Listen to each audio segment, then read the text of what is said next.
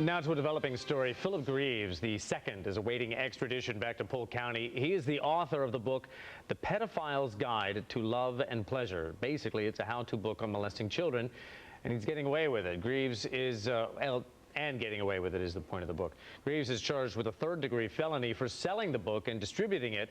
The Polk County Sheriff is the one who had a judge issue a warrant after Greaves sold and mailed a copy to an undercover deputy. What's wrong with a society that thinks we've gotten to the point that we can arrest child predators and child pornographers for writing a manifesto of how to rape a child? Well, we did, because it's against the law. He's a danger and a menace to society, and he's in custody. So, we're going to talk about this, but the charges against the author fall under Florida's obscenity laws for distribution of obscene materials depicting minors. But the question is, will this stand up in court?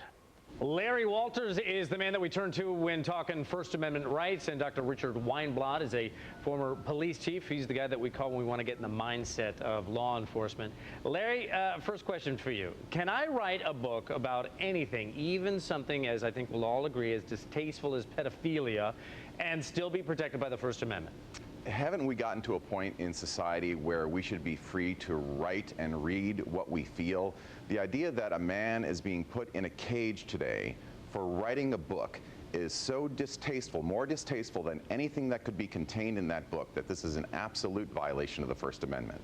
Well, Richard, you know, Polk County sheriffs, they actually ordered a copy of this book, and then they arrested him for selling that book. Going along this line here, isn't that just entrapment?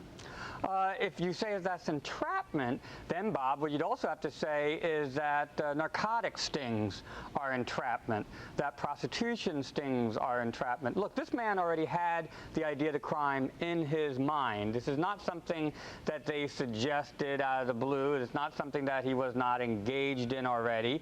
So it's not entrapment. That's right. Exactly. He had the idea of the crime in his mind. Isn't that exactly it? This is in his mind. This is thought control to try to criminalize what this person thought about in his mind and wrote in a book. And the fact that they ordered it to Polk County, there is no evidence that this book ever would have reached Polk County, or that anyone else in Polk County ever even saw this book. They delivered the book to Polk County and then said, oh, gotcha, it's illegal here. Well, they can't do that. Here, this is a guide to illegal, abhorrent behavior. It's showing people the way to break the law. Isn't that kind of like yelling fire in a crowded theater, which obviously is a crime?